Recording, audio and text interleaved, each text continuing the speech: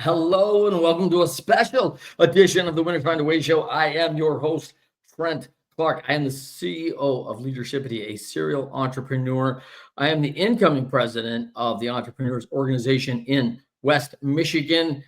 Just rose and recently released the book, Leading Winning Teams. Super excited about that, where I feature today's guest, Todd Martin, on page 142 and 143 of that book through a series of interviews that we did prior to the show today, which I'm super excited about this show. And as most people know me, I am a speaker, but they do know me because I spent over 13 years in professional baseball coaching and 3 World Series. Today on the Winners Find a Way show, my special guest, friend, and I'm a colleague with Todd Martin because I serve on his board at the TMYL Foundation, and he is the founder. Todd, how are you doing, buddy? I'm good, Trent. How are you? Man, I couldn't be better. Always excited to talk with you one-on-one. We've had some great interview talks about leadership, man. And you have been at the forefront of this since such a young man. You were thrust into the professional tennis environment as a pretty young dude because you were exceptional, reaching a high rank of 4th in the world in the ATP. You coached Djokovic, one of the best players in the world still today. You've been an Olympian. And of course, you've been involved with the board at the USTA and then even transitioned to the CEO of the International Tennis Hall of Fame. So, man, this tennis environment and part of your world, you're just a Michigan kid gone good for me. That's who you are for me. Another Michigander for all those on Winners Find a Way, because I only find the best. And it turns out a bunch of them are in Michigan. Well, that's it's all flattering. I'll say that I still am just a Michigan kid. Listening to you, I remember one of my first really good tournaments was the French Open in 1991. I think it was the first time I'd ever been on TV. And Mary Carrillo is a famous broadcaster with tennis roots, was talking about an interview that I had done with Mitch Albom. And when Mitch was just writing in the at the Free Press, long before Tuesdays with Maury and all of his other great books. But I said, I just want to be a normal guy. And Mary, who's a friend, who's become a friend over the years, it was critical of that. And it was really bizarre for me to hear. Much more with the belief that I needed to be aspiring to be special and what have you. At the end of the day, I think I'm pretty comfortable with having been a pretty normal guy with a pretty extraordinary life story to be able to tell. It is really a cool life story, right? And I think people grab onto it, one, because you and I both know pro sports are a little different than everyone's else view of it, right? Like everyone else view, oh, it's all perfect and you make millions and it's never bad. And you're like, oh, well, hold on, man. Like, and you only work with exceptional people that are never terrible and never tough to work with. Like, oh, that's wrong too. Like, like it's and it just continues to circulate that there's a vision of what everybody else thinks it is. And there's a reality of what it really is, right? And you and I both know it's a ton of work, man. I mean, it is a discipline from sun up till sundown. And, from the time, really, I don't even know in pro sports if my life was my own. I kept remember thinking like, man, when you make it to pro sports, you've kind of got your ability to kind of direct how you want to do things. And this really wasn't true, because there was still a framework that had to go, a schedule that had to be kept, and where you had to be and when you were going to be it. And you realized, like, man, I was probably 30 years old when I realized, like, my life's never been really my own, but I chose it and I love it. Yeah. But like, I always have to follow this marching machine of an order, because without the order, it doesn't work. I'm just a part of the cog, right? I think that's right. And my experiences are in an individual sport, but I have to acknowledge friends of mine who played professional team sports and their accounts. I never had the disciplinarian coach that could command to me to do X, Y, or Z more. I had both the luxury and the challenge of hiring those who were to coach me. I was the GM of my own team, and that for me was a benefit. I got to surround myself with the type of people that I wanted to be around, and that I could entrust holding me accountable to what needed to be done in order to be as effective and successful as I could be on the court. The the great thing in in professional sports for me is the simplicity of it. Um, every day I knew exactly what I needed to do.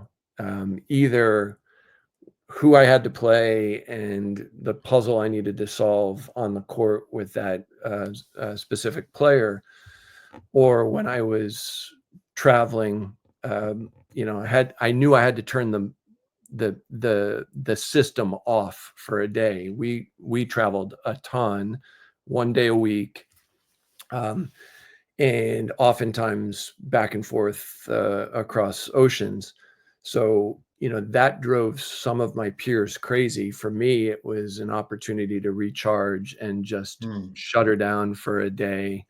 Yeah. Even if I maybe went and got a workout in after the travel day, it still was a fairly mindless, and I welcomed it, break from the rigor, if you will. And then in my practice sessions or in my practice periods, yeah, it was really easy. I need to work on these 3 different things during this month and a half block of off season, or during this week of a break between tournaments. I miss some of that simplicity still to this day, and yet in part because that simplicity oftentimes augmented by the notion that I had great people around me helping me identify what mountains I needed to climb. That simplicity gave me great challenge every day, but gave me great clarity. And most of what I read now in the leadership space, it's how do you provide everybody as much clarity as possible, along with accountability and encouragement and other key facets. But without clarity, my co-founder Rick Furman of TMYL used to say, without clarity, people make stuff up. And I never felt like I had to make stuff up when I was competing.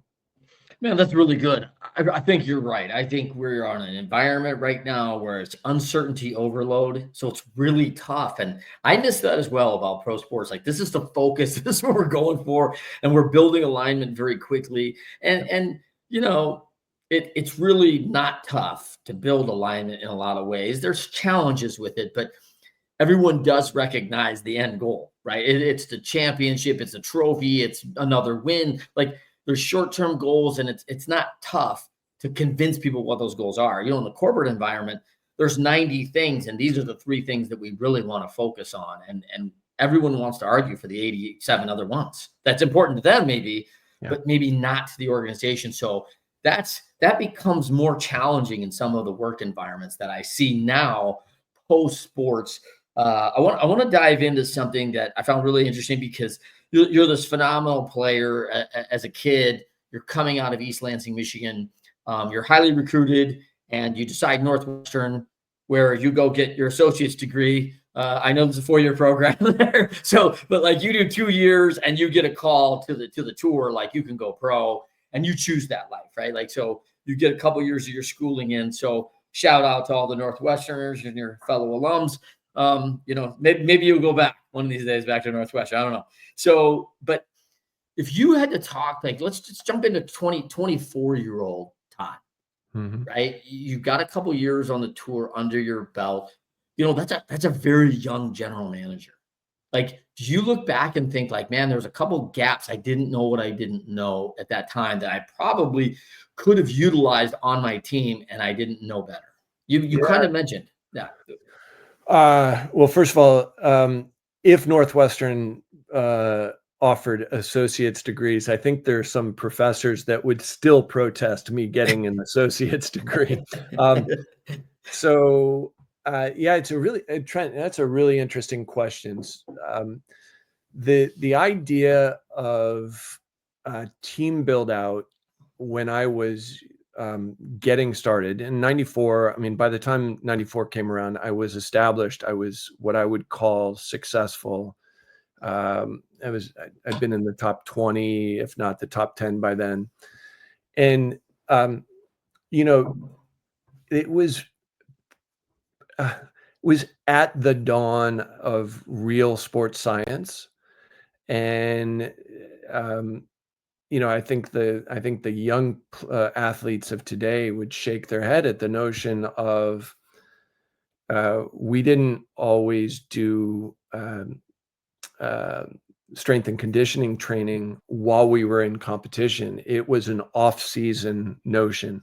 Yeah. My most successful peers uh, committed themselves to that in competition and just literally prioritized that strength and conditioning notion 365 days a year, and they were ahead of the game. I was definitely behind the game, or slow to the party, if you will, on Mhm. that front. If I could change one thing, that would have been it. And along with not only doing it, but embracing it and relishing it.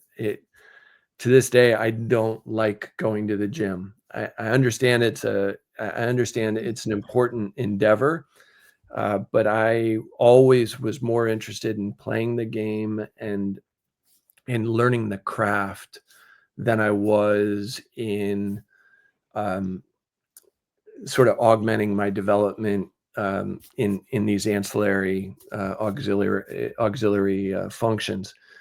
Sports psychology, I partook in at a cursory level until it became an issue, and then I dove in, and that was a really important step for me. I dabble in sports psychology, performance psychology, leadership, and it's amazing how it intersects with leadership coaching.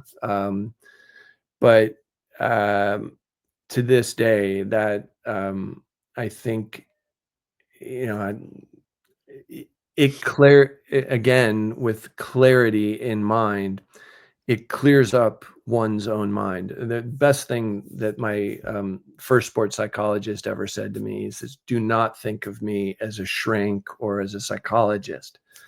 He said, "Think of me as an organizer of thought." And he said that totally to disarm me and not feel like I was going to somebody because I was incapable of managing my own mess. And I collapsed on center court at Wimbledon, figuratively. But I was at the finish line and just bonked like crazy, which was why I went and saw the sports psychologist. But when he said organizer of thought, that's the first time I looked at psychology in a meaningful way, in a self-interested way. And now we talk about controlling the narrative and sort of jargon, a little bit more 21st century jargon. But at the end of the day, if you can clear up and organize where your thoughts are and what they are, it does clear a really nice path for function.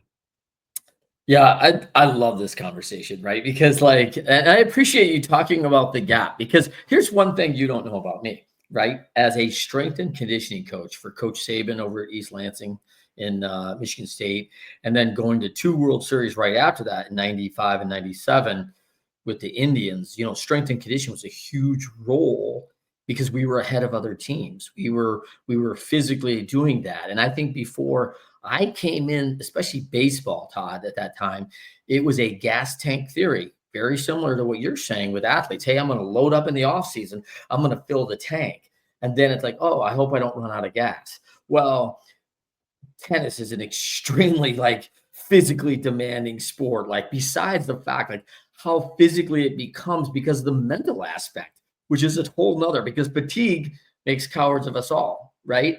And so when we look at that, I think man, I remember thinking to myself, because I constantly watched you, because one of those memories you don't remember is our junior match where I think you beat me 0-1 in about hour and a minute or something, because I remember taking long changeovers so I didn't lose in less than 1 hour, right? So that was one of those things and I was pretty good, man, and you smoked me, right? So okay, so then we go through that. So now fast forward to '97. I just went to my second World Series. And there was a time in my life I wanted to reach out to you and go, Todd, you need a strength coach. I want to be your guy. I swear to God, I thought my wife was like, there's no way you're going on a tour and being gone all the time. We have kids, man, not a chance. And I'm like, dude, these people this thing is becoming so physical. It's changing the game. And like you said, it became a separator at that time because there was a few that really figured it out early. They were already pretty good, by the way. They were already great players. And then they capitalized that on inside their camps. And it became a separator at that level when it really first entered some sports. Well, I mean, you're talking with all professional sports, you're talking about such just very fine differences in performance in order to determine what a result is. I mean, if we just go into sort of the the gross athletic talents of my peer group, then I was in the 1 percentile from a explosivity, agility, all of that. But I made up for that shortcoming or those shortcomings other ways. In some ways, rather than tackling those shortcomings head on and saying, sure, I'm always going to be the slowest guy on the tour. I understood that. But when I was the fastest and most agile I could be is when I competed the most successfully. 6'6", long limbs, naturally injury prone to a degree. The better I was in my strength and conditioning, the more resilient I was to those sort of niggling injuries.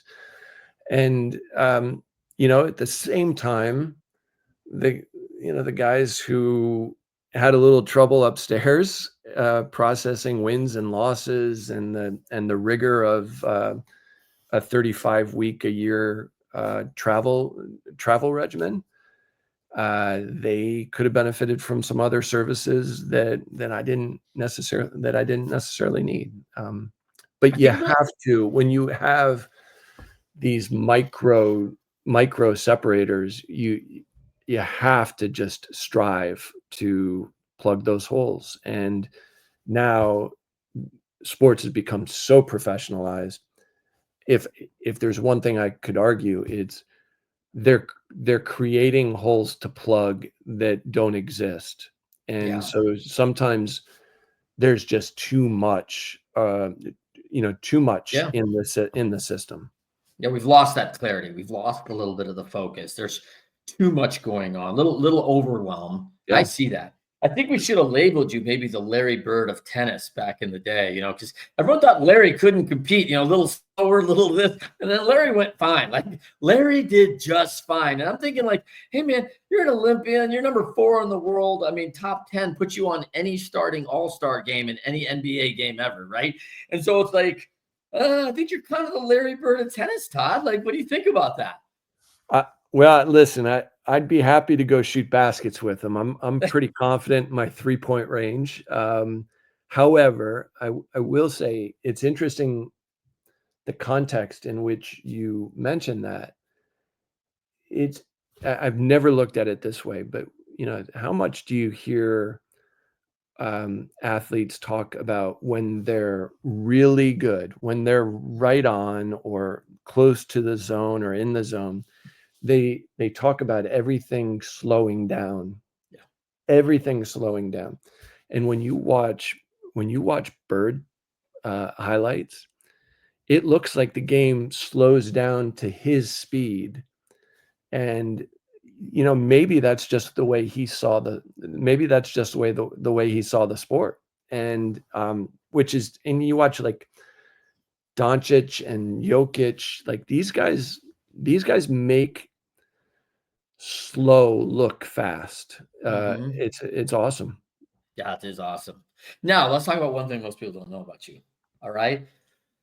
When Todd's not busy running an operation, playing some tennis, running the foundation, helping there, you're in the pool hall, man. Like you're a pool player. And, I said, like, listen, Minnesota Fats has got nothing on Todd Martin. I thought maybe, we transfer you to Michigan Fats. I don't know. But like, how good really are you at playing pool? I am. That was not the question I wanted to be asked. I am.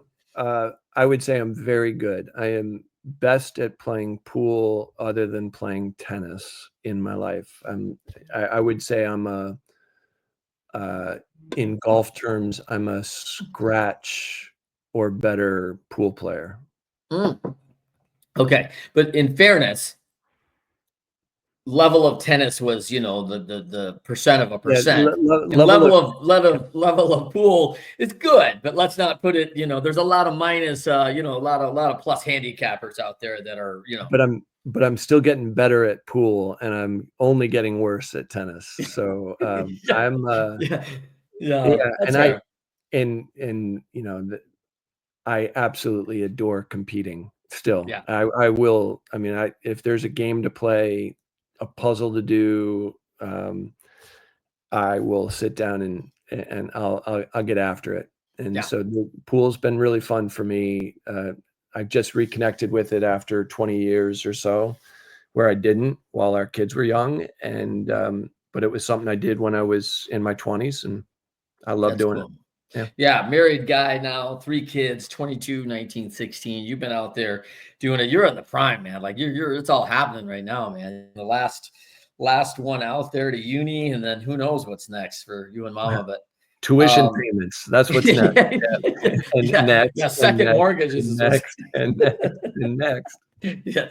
All right. So let's get into TMYL, man. I mean, 30 plus years on the Todd Martin Youth Leadership Organization. It is but I want to preface this is really important, because as a board member now for I think 3 years with TMYL, no offense to you, because you and Rick Furman were the mind trust behind this, looking at the community in your hometown, but the organization's really just in namesake only to Todd Martin Youth Leader. In fact, we don't even use it anymore. We really use TMYL as the proponent. And that's some unselfish leadership by you, but it's also community driven by your team. Talk to us a little bit about that. Well, our vision, when I had just turned 23, I'd just come back from Wimbledon, and I had a really good, my first really successful 6 months. So I went from like 100 in the world to top 15 after Wimbledon. And Rick, who did a great job of planting ideas in my head, pulled me aside, and we had a great chat. and um, nobody other than my parents and my wife have ever known me, and my sister have ever known me as well as Rick. And he said, it's a great opportunity to give back. There's momentum in your brand, so forth. And we started talking about it, and he said, and this is, if I could be critical, it was too early to start. But he and I had the conversation about three things that meant the world to me. One was the sport. Two were children. I had wanted to be a kindergarten teacher until I ultimately went and played tennis. And then the community of Lansing. I moved to East Lansing when I was 10, and it was the end of the world for like the first 3 days. And then from that moment on, it was the greatest thing I could have ever hoped for. And he told me about this program that Arthur Ashe and some of his colleagues had founded 50 years, or well, now more than 50 years ago. And he said, we can do that here. There's a lot of need in the community, and we just sort of got going. And it was, I mean, Rick was a doer of doers of doers. And my father was a corporate attorney, so he could, sort of put the ducks in a row in support. And before you know it, we had a couple of young guys willing to operate program out of the trunks of their car at public courts in Lansing, and had um, a sort of a vague relationship with Parks and Rec, and it worked. But it all just started with, let's get tennis rackets in hands. Let's give the kids something constructive to do in the summer, and let's provide them some role modeling from young adults. From there we identified, well, a few hours worth of camp a day in the summers. We're just at the tip of the iceberg as far as serving a need. Then we started to understand that we need to probably do a little bit more in the realm of service and helping the kids grow in understanding of the world. So we started a leadership curriculum, and now we've been, for a long time now, we've been full year round. We've evolved from tennis and leadership to really tennis leadership and academic support. Our kids are growing 27, I think 27% in 2024 grew or advanced more than 2 years or 2 grade levels in their reading. 55% grew more than their grade level in reading and math together. So we're having huge impact and serving greater and greater numbers of youth. All of that, I mean, I think last year about 2,300 children were served. All of that comes from the notion that if this is, and I if I could go back 30 years ago, I would not have named the organization Todd Martin. It would have been much more focused on community and what we do. The fact that it was named ambiguously in certain ways, it's the original name was Todd Martin Development Fund before Todd Martin Youth Leadership. We're due for another rebrand, and that one will, if I have anything to say about it, will not include my name. It will be much more about Lansing and the services that we render. But as we've evolved, it's demonstrated how important it is for the community to own these types of organizations. I never once lived in Lansing from the time that we founded TMYL. And for years, I was telling the organization, the executive director, I want this to be owned by, I want this to be owned by Lansing. I don't want this to be about me. And part of that was selfish. Part of that was, I can't be the fundraising mechanism, both from a time and logistics standpoint, but also from fundraising value. I'm not a household name. I don't walk off the airport tarmac and start, money just doesn't pour in because it's my name. So it's in conjunction with all of that thinking, our programming has improved at such a level where we're accessing different sources of money, grant money, and far greater support, really, really dynamic support from Parks and Rec. And these are products of an iterative process, probably, and but with an idea that, and I said this to you earlier, an evolved vision. The vision was very basic when we got started. The vision now is, how do we take a community like Lansing, Michigan, that has sort of towed the line of depressed for a long time now, and how do we make an indelible imprint on the youth and therefore the future of the community? Yeah, I love this evolved vision. I mean, I think about back in the day when you started, you and Rick got an idea. You don't have a you have a board yet. I mean, you got like, hey, here's me, Rick, a couple guys. Now you got a board of 20. You have a budget, a revenue stream of probably, 10x what you started at or more. And doing just hundreds of children are impacted annually because of TMYL. I mean, you got to be pretty proud of the 30-year iteration. Yeah, it's one of those. Yeah, it's a great lesson in leadership in its own right. I am remarkably proud. However, I also have had remarkably little to do with the success of the organization.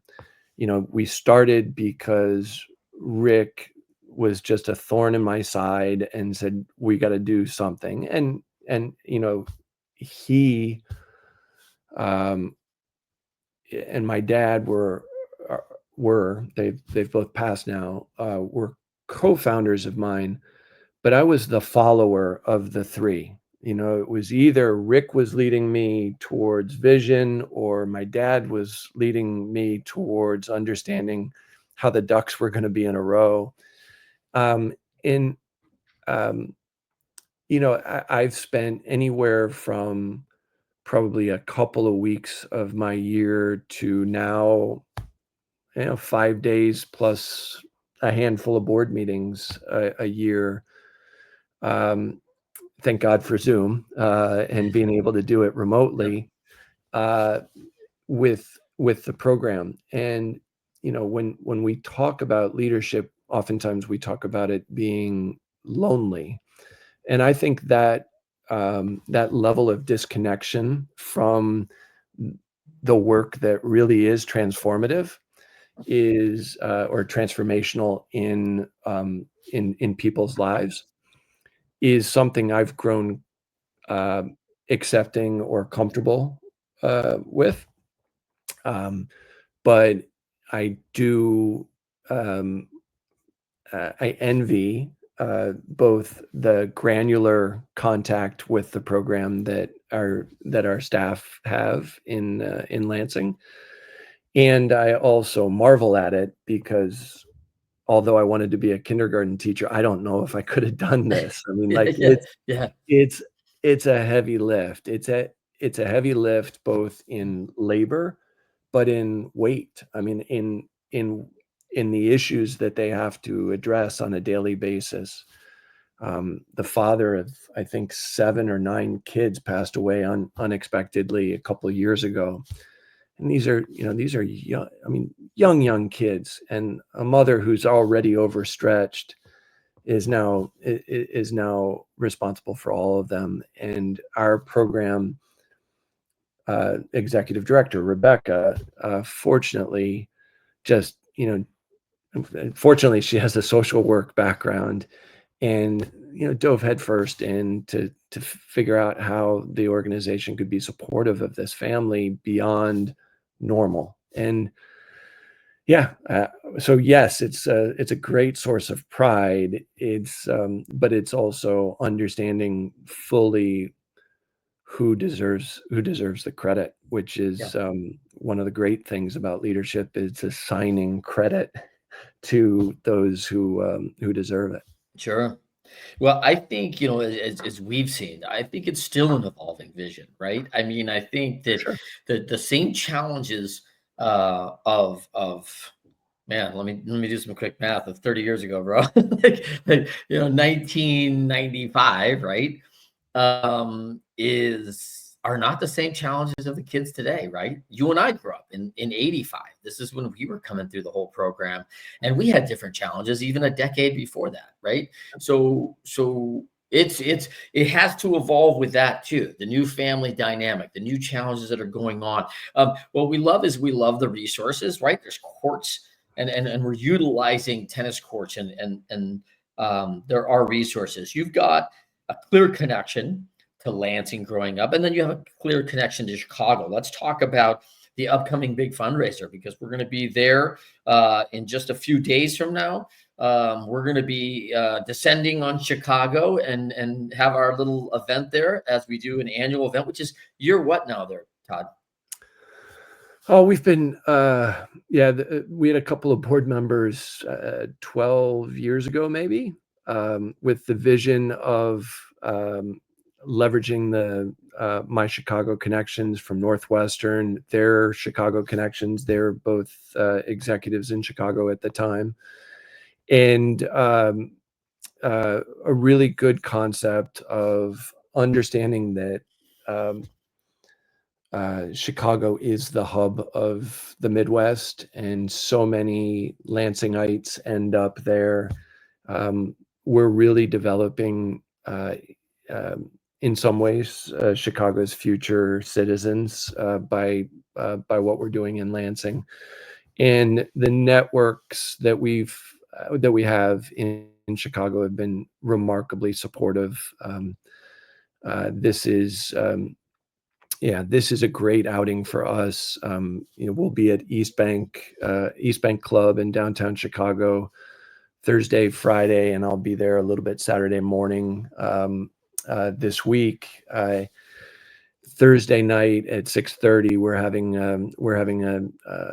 a reception, which will be the core bit of fundraising. I'll be on the court for what looks to be 24 hours a day, both days, Thursday and Friday, which is a lot for my orthopedic estate. And then, but it's a great way to reconnect. It's a great way. It's referred to as our Chicago celebration. It's a great way to celebrate the successes of our youth. We're bringing a couple of the families down with us, so the kids will get to speak and meet people who are supportive from a distance, and hopefully they'll be able to understand how unique that is, that people's philanthropy spreads outside of their own community. Mhm.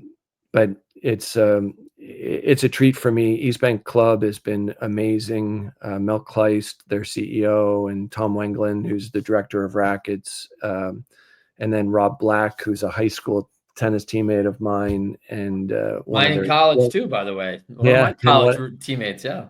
one of their professionals at East Bank. It's a lot of fun, and a great way to reconnect with some people who wear purple a lot in their daily gigs.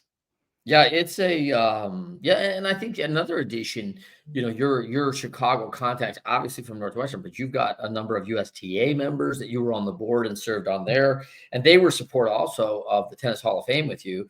So that's just a lot of good spirited folks. I know I've reached into the entrepreneur community in the EO Entrepreneurs Organization and YPO Young Presidents Organization, of the founders and presidents there to hopefully wrangle their support as we continue to grow into Chicago, because philanthropy is definitely something we want to start in our neighborhoods. But this program is probably going to grow, and it probably could. One of the evolve visions may be the fact that this grows outside of Lansing and can be duplicated into other cultures and climates and cities. And so we're super excited about that potential, as well as just seeing the fact that how much this gives. And these two families that are going to get to come down, like, have never been to Chicago. This is like coming out of a neighborhood that they don't get to see every day, and see the big city and go see it. East Bank is such a great host. So it's going to be super awesome and exciting. It'll be a great time. And hopefully, your body holds up for a couple court days, Listen, I've got all the Aleve and Advil I could possibly need, so I should be okay. Good, nice shout out right there for them. Yeah, so let's kind of close up some things. A couple things that you talk about. In my book, one of the quotes I pulled out. One thing you learn from starting new things, venturing out of your comfort zone. This was one of those things, out of your comfort zone as a 23-year-old, but you're Yeah. following your lead by these two men that are so influential in your life. Once you start, you're 50% done. And that doesn't always work out to be exactly right. But the anxiety of doing something different, or a large project that's in front of you, is really and truly where the anxiety becomes the biggest hurdle that you have to clear. I remember you telling me that in an interview. And for a lot of people who are kind of sitting on their hands, like, hey, how do I take an action? How do I go out? Like, sometimes it's just, you got to go out there and find a way, and winners find a way. We talk about this all the time, Todd, on the show, but I love the quote: winners, when shown data that they're losing, find a way to win. We studied that in our sports, right? Tennis and baseball and hockey and all the things we were doing. Like, man, there's plenty of indicators when you're down 4-0, like, hey, listen, things aren't going exactly right. I've got to do something a little different. Adjustments have to be made immediately, or else this is not going to be a good result. Fortunately, we have time, because at 4-0, there's so long match left. But when you hear someone challenged with that about, not getting off the sofa, not getting up out of bed, moving into something they really are passionate about, what do you tell them? Well, that's a Rick, that 50%, once you start, you're 50% done, is a Rick Furman quote. Nice. And he said it with purpose to me, because I was hesitant. I mean, I embodied the reason somebody came up with the saying, perfect is the enemy of good. Mhm. And if we want to be effective, we have to take action. There's just no other way. And that action might be grabbing a shovel and starting to dig ground.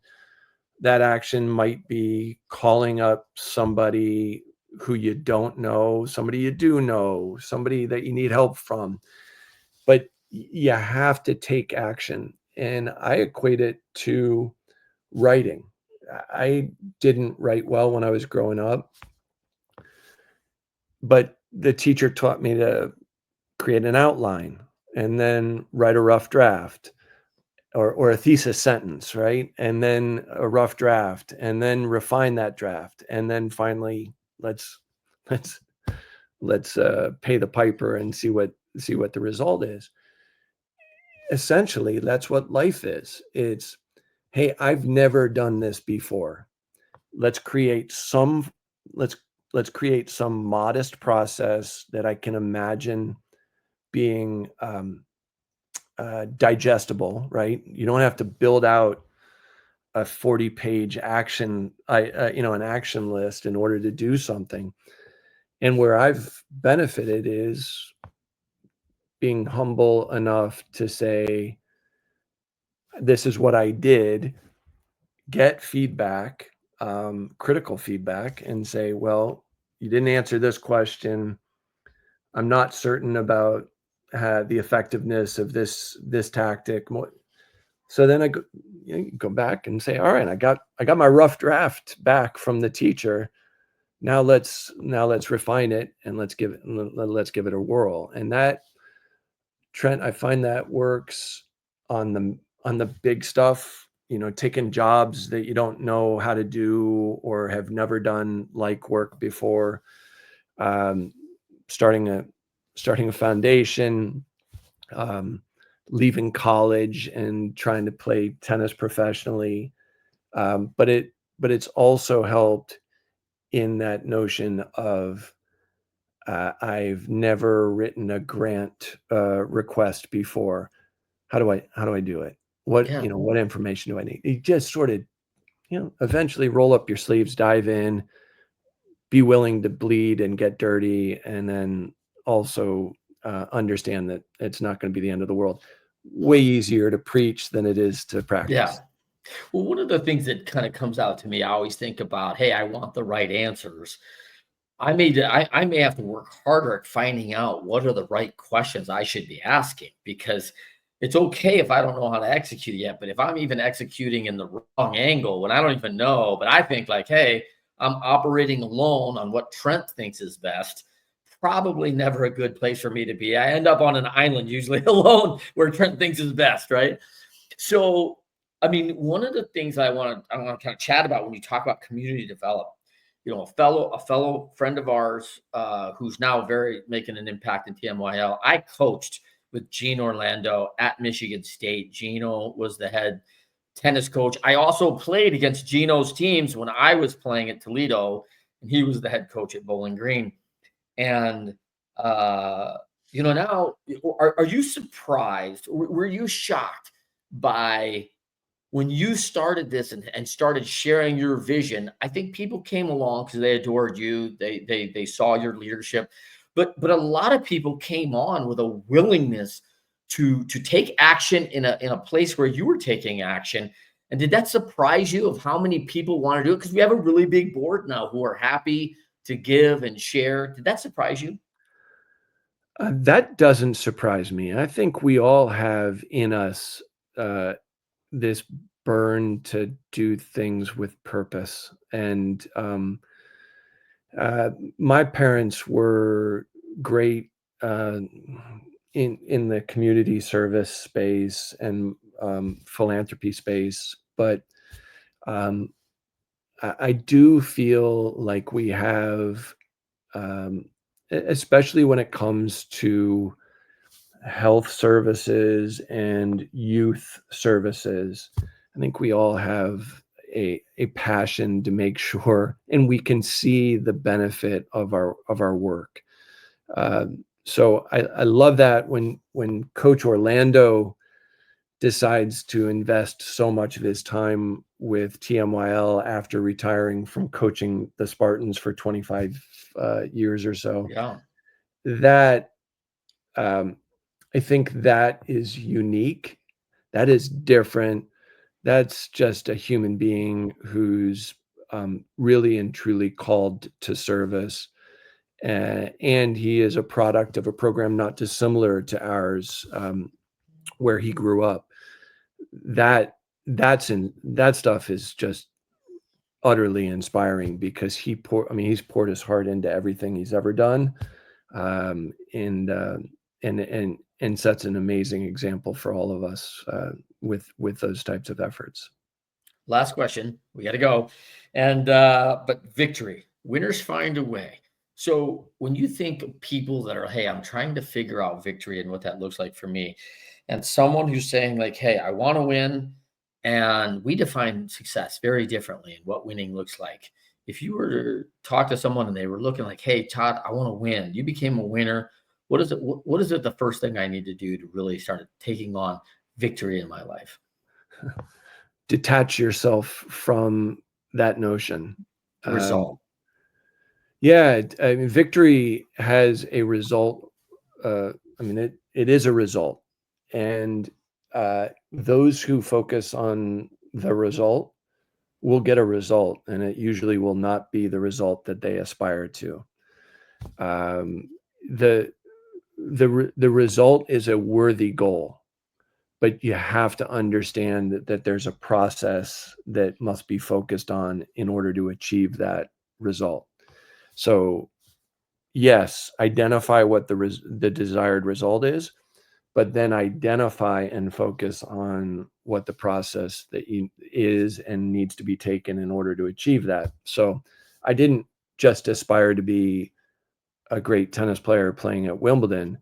I understood that in order to get there, I understood because coach told me, perhaps, but I understood that my forehand had to get better. I had to end up at the net more. I had to work on some technical things in this part of my game or others. I had to do more strength and conditioning work, and also nurture the spirit within me on the sports psychology front in order to compete effectively. When I did all that well, I didn't do it with the result in mind. I did it because that I trusted would get me better, and if I got better, I trusted that the result would come in turn. Nice. The journey, man. The journey. If everyone can engage in that journey along the way, and I mean, it's hard looking back. I mean, I think I missed parts of that journey, focused in on results only, right? And sources of frustration for sure as a young man. Yeah. Well, for everybody, hey, thank you for joining us on the Winners Find a Way show. I'm your host, Trent Clark. My special guest today, Todd Martin, former ATP #4 in the world. He is the founder of the TMYL Foundation, and super excited to be in Chicago with him this week as we have our Chicago launch. Be there Thursday. Tickets are still available. Make a donation, TMYL.org, and you can also buy tickets there. Love to check out my book, Leading Winning Teams. Pick it up. It's available in all the formats, hard copy, ebook, audio, the whole thing. So check it out. And for next time, Winners Find a Way is on every Thursday, 10 a.m. Eastern, 7 a.m. Pacific, live, and our show on all the podcast drops every Friday morning. And if you want to know more about Todd Martin, you either join and get part of the foundation, or you better check out your local pool hall, and you can find him maybe catching up right there. All right. Yeah. Until next time, we will see you. Winners Find a Way. Thanks, Trent.